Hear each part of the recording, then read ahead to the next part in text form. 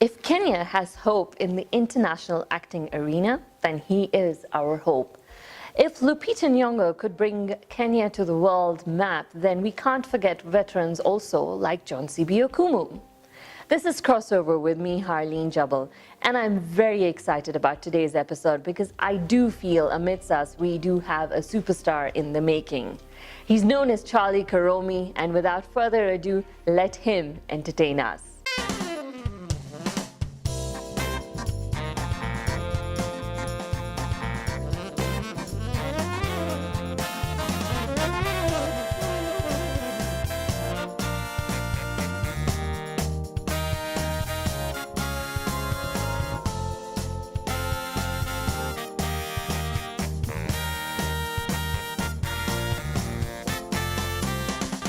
Welcome to the show, Charlie. Thank you so much, Harleen. It's good to see you. It's good to see you after, it's been a while, right? It has. Yeah. Nice to see you. That's what I'm going to ask you. What does Charlie do nowadays? No, one thing, like, that question, like, you should be careful asking that to a millennial. Okay. Because, like, we have these, like, existential, like, what am I doing with my life? Like, most moments, you're like, but what it says on my business card, okay. I'm an actor, I'm a TV and radio presenter, and I'm a video blogger. Okay. So yeah, that's what I'm trying to concentrate on now. So let's go backwards now. Tell me how you got started into all of these, acting, radio. What came first and how? Give me your background. Okay, so acting came first. Okay. So this happened like in primary school. I think my last year of primary school, we were in standard 8. Don't tell me Romeo and Juliet. No, but my school wasn't that, that's like next level. No, it was like a random school play that our school teacher wrote to entertain the parents at the prize giving day. And it was like classic, oh, don't do drugs, oh, you did drugs, look at your life. It was one of those, but like it excited me, and I got into high school and did the whole high school drama thing. It was exciting as well. I was always like the tiniest, highest voiced person in drama club, so I always, yeah, I know, right? So I always played the female role, so yeah, I've been in a wig and a dress more times than I care to. So still the Shakespeare route. Yes, exactly.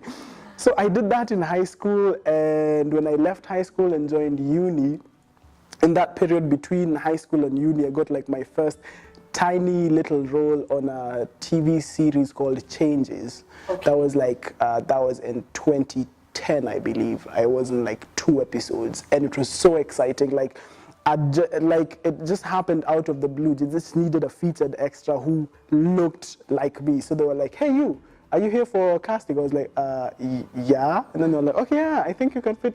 So the next day we were shooting out in Rongai in this really harsh, arid place. It was supposed to look like a mine, and I was like this child who was being mistreated, and like I was a child laborer. And I remember like one of the other scenes that we had, I was in a conference room with Ian Bogwa. Okay. And he was playing this hotshot lawyer who was representing me and the other kids being taken advantage of. And like on the second take, his character is supposed to be deposit.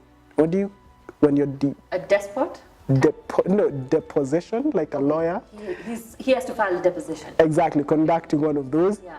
And there was a plate of biscuits and a soda in front of me, and because like all the lights and all the cameras, I was so freaked out. On the second take, I knocked over the soda and it went all over his suit. And Ian Bogo is this harsh guy, so I was like, okay, that's it. I am dead. You're fired. I'm fired. It's done. I should just go home. But he was so nice. And I think that was my first paying gig. And since then, the roles haven't come thick and fast.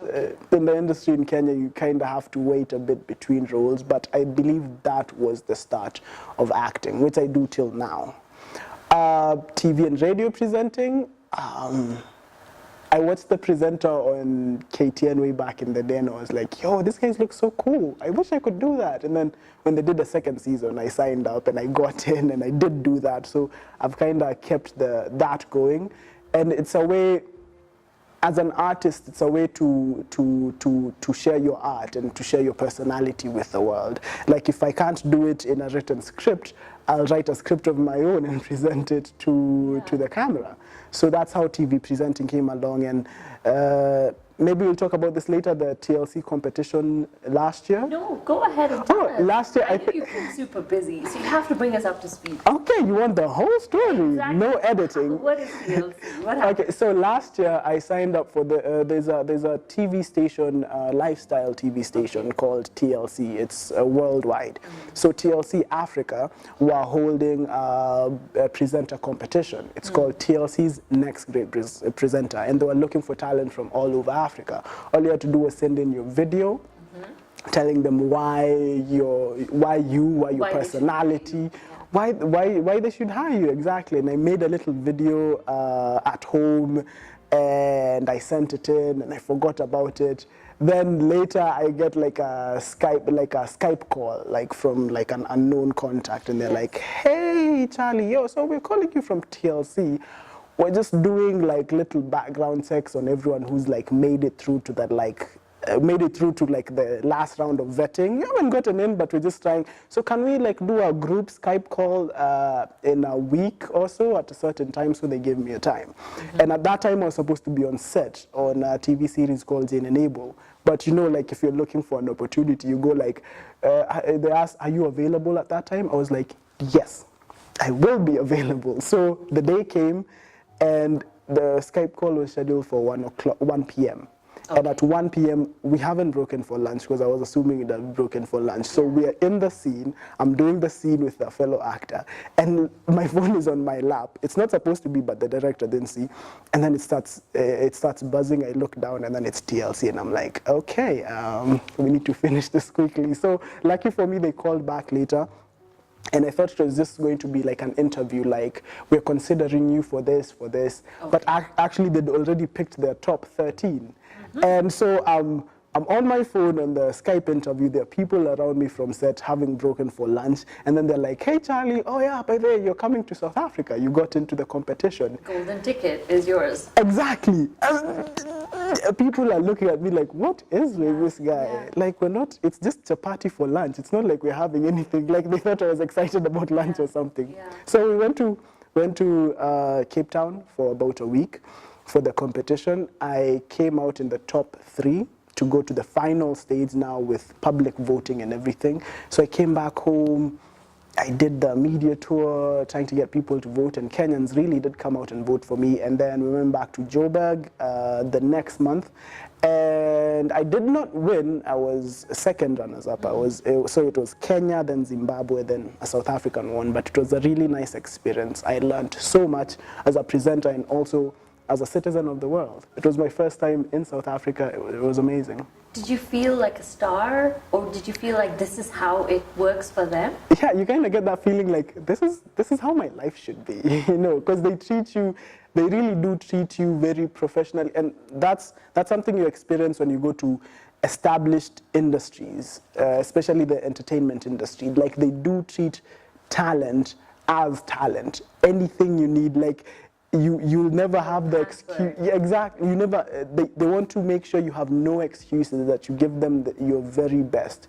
So you never have to lift a finger. I remember when we were in Cape Town, I touched, like, my work was to sleep and go shoot. You sleep have to look and good go. and remember your lines. Exactly. That's all. So they take everything else out of the equation, and they actually make you feel like a star. And you're like, you know, I want this life. This is how I should live. So yeah, I did get that feeling, like I was a star. So Charlie, in this journey so far, is there anybody you're looking up to who's your mentor, or are you seeking counsel from anyone to get better at your craft?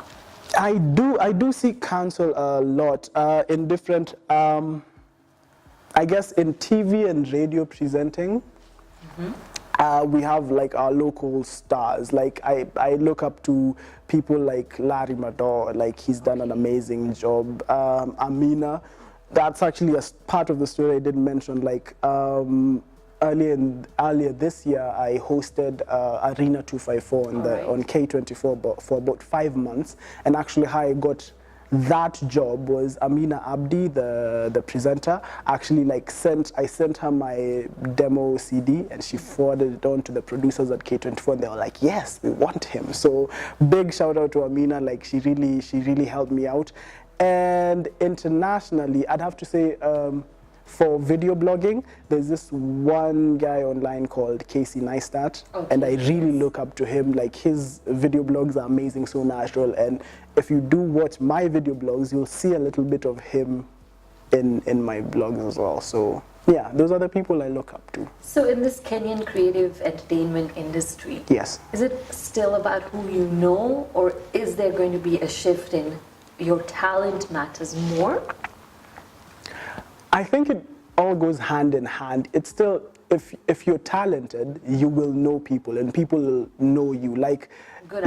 Exactly. Like you wouldn't find someone who's not talented knowing all these people and getting it. It kind of goes hand in hand. So if people hear, yo, there's this amazing actor, amazing TV presenter, they'll want to work with them. And in doing that, the more work you do, really, I think it's staying, keep the motion going. Always keep moving. Never stay still for too long, because the more work you do, whether paid, unpaid, just getting people to see you and to interact with you, it's like you're spreading your CV and your network. So yeah, I think they go hand in hand. And we can't ignore the biggest accomplishment for me.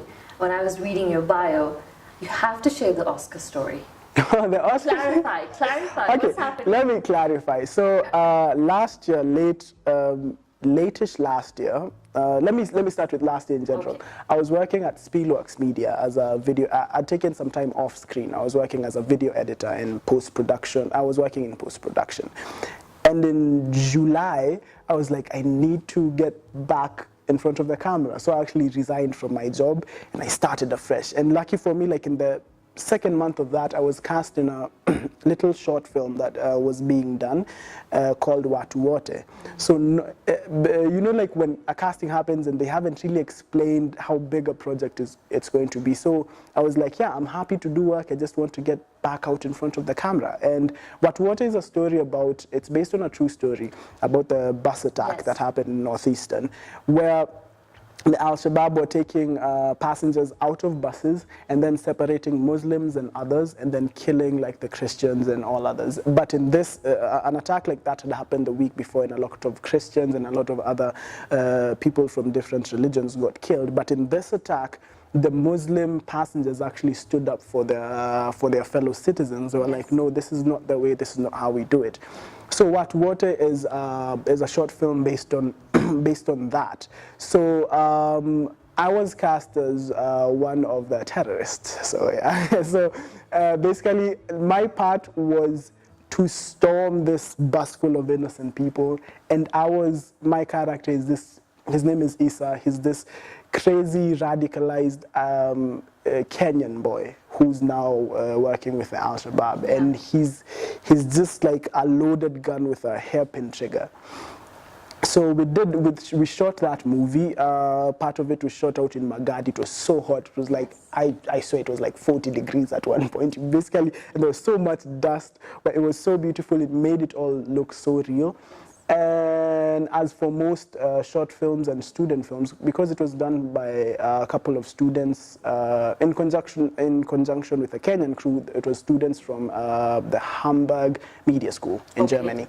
So they did the festival tour, and everywhere it went, it like won like best short film, best short, everywhere. It was winning accolades left, right, and center. Durban, even in Zanzibar, all film festivals. Now it came to the Student Academy Awards in the US, and it was one of the 3 student films that won the award for best student film, and it was amazing. Like, I wasn't able to go because I was doing another job elsewhere, but I saw photos and I saw video.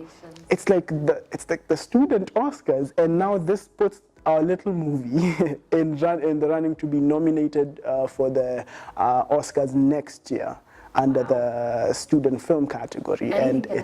Anything can happen. Like, next year I might be like, you'll be on the red carpet. Yes, in my best suit representing. So yeah, that is Watu Wote. It's a Kenyan story that these students all the way from Germany read about, and they identified with it, and they felt like in this day and age where like a lot of people are divided on so many issues, religion and politics, and with the Trumps of the world, they really need to make a movie that shows the benefit of sticking together and sticking your neck out for your fellow man. So yeah, that is what, and I think that's why it's really resonated with people, because it's different from what you see every day. It's like people taking care of other people, which is very beautiful. Yeah. So, Oscar movie, La La Land, the story, one of the characters, the leading lady, she is facing all these auditions and getting rejection. So as an actor, going back to you, have you gone through a similar process, and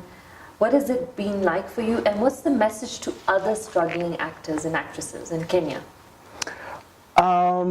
First of all, La La Land, absolutely awesome. Love it. Especially the scene where she is on at an audition, and she starts tearing up on the food, and then this lady just walks out. Anyway, enough of lying. It does. Like, you're doing your best work, and then someone isn't realizing what they're looking at. But it does happen. You go for audition after audition after audition, and what happens? It's you either won't get the part, because being cast for a project, it's not just being an exceptional actor. You have to really fit what the director, because the director is the visionary, making their vision into actual work. So you have to fit what the director has seen it. Do you need to be prepared for disappointments? Or what is it you're training yourself up to be, not to get discouraged? I read, I saw online this clip by Anthony Hopkins, and he talked about like how he goes into an audition, and for him it's not really, yes, it's a chance to get work, but also realize that this is someone, if you're in a room with a director, with a casting agent, and they're filming you and watching you work, this is someone who's scheduled you into their day, have rented out space, are going to the trouble of giving you this opportunity to showcase your talent. So for you as an artist, you should view it, yes, as an opportunity to get work, but also as a chance to showcase your talent. So in the least, just do your best. Just do your best. You'll be like, in the least, you'll be, I didn't get that gig, but man, I aced that scene. Like, I absolutely killed it. And for an artist, that's supposed to be more important than even money, getting a chance to just show people what you're made of, show people what you can do. So, but you do have to prepare yourself for disappointment, because as I told you, it's not just about being a great actor. You have to fit the vision that the director has seen.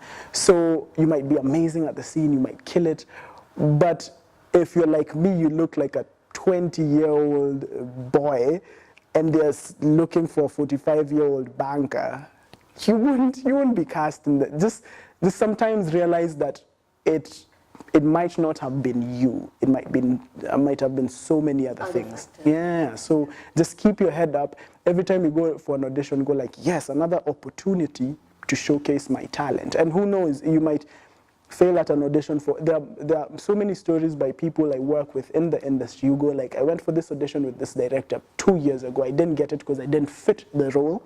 But then 2 years later, he calls you up. He goes like, you auditioned for me.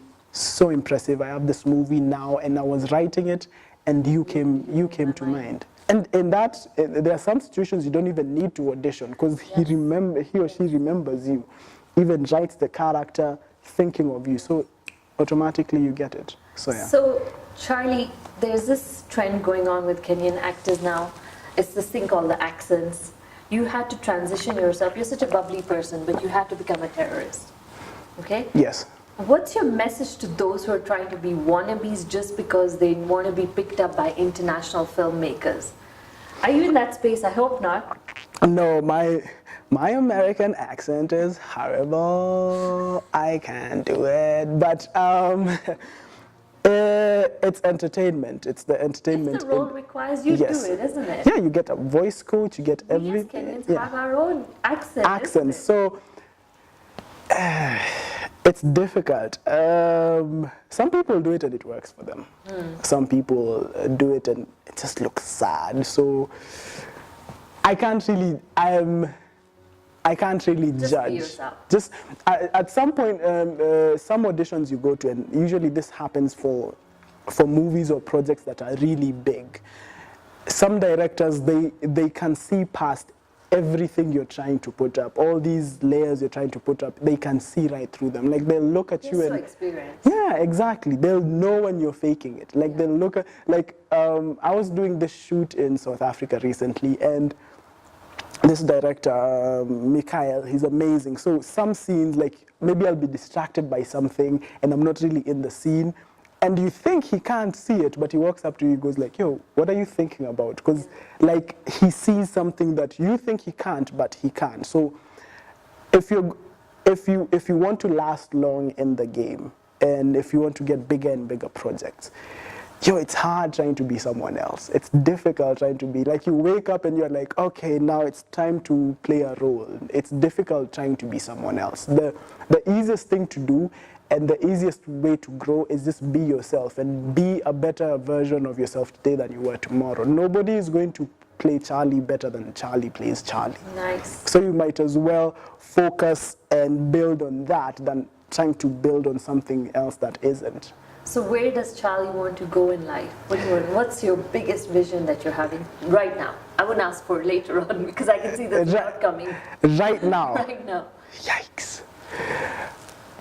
And you know, that's another of those questions. Don't ask millennials that, like crisis in my mind. What I want to do right now, I would like to do bigger, better projects as an actor, but also as I'm going to tell you like a secret wish. I really want to get into radio. I only did earlier in the year. I was a friend of mine ran Unverified Radio. It's an online radio station. Yes. So she gave me a show on her radio station, and it was so much fun, like interacting with all these people online and just talking to guys. You know, it was so much fun. My wish for this year, and I know it's kind of close to the end, but I really would love to host a radio show. Okay. I really would. Like that's like when I go to sleep, I'm like, yeah, I just want a radio show. But apart from that, I do want to keep vlogging because it gives me so much joy, and maybe find a way to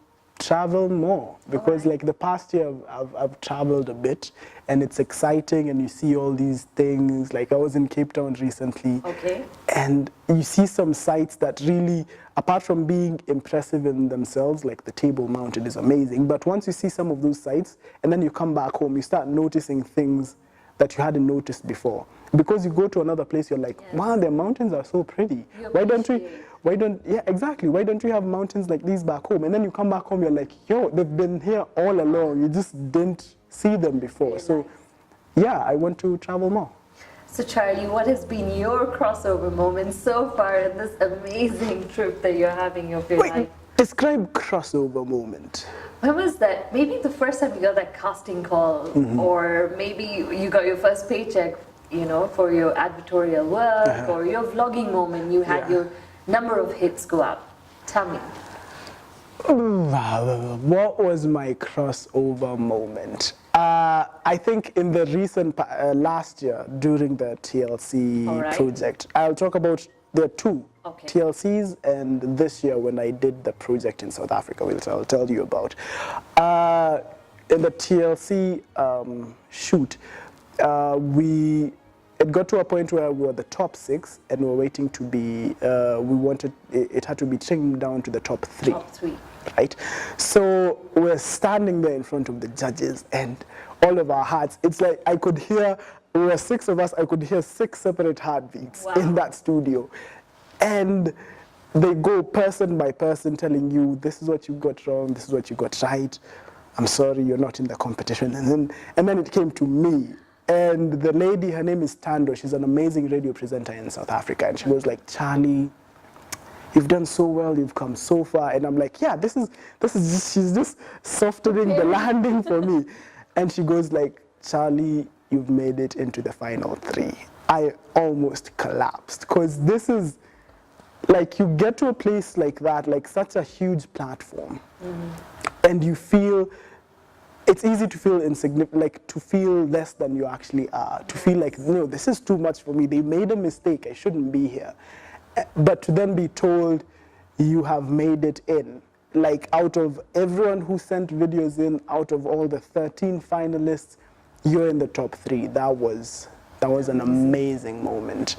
And that was last year. This year I got cast in a project called Liberty. Okay. It's a Danish miniseries that was being shot in South Africa. Okay. And I had the role of Marcus, this young Tanzanian boy. Okay. And you look at these Danish filmmakers and you're like, they've seen the best of the best. Because you watch Danish drama sometimes and they're like, whoa.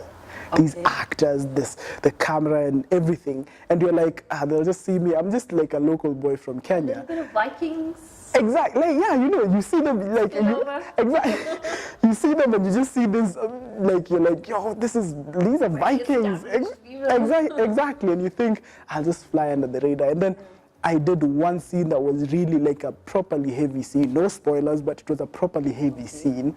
And the script supervisor at the shoot, she was this lady called Emily.